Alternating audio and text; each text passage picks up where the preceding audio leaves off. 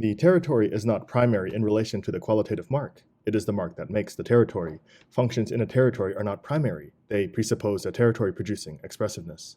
In this sense, the territory and the functions performed within it are products of territorialization. Territorialization is an act of rhythm that has become expressive or of milieu components that have become qualitative. The marking of a territory is dimensional, but it is not a meter, it is a rhythm. It retains the most general characteristic of rhythm, which is to be inscribed on a different plane than that of its actions. But now, the distinction between the two planes is between territorializing expressions and territorialized functions. That is why we cannot accept a thesis like Lorenz's, which tends to make aggressiveness the basis of the territory.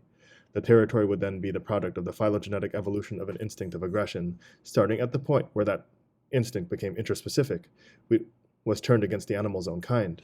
A territorial animal would direct its aggressiveness against members of its own species. The species would gain the selective advantage of distributing its members throughout a space where each would have its own place.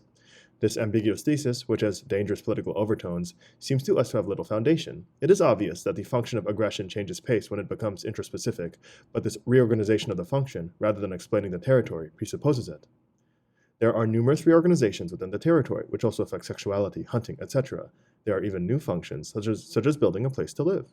These functions are organized or created only because they are territorialized, and not the other way around. The T factor, the territorializing factor, must be sought elsewhere, precisely in the becoming expressive of rhythm or melody.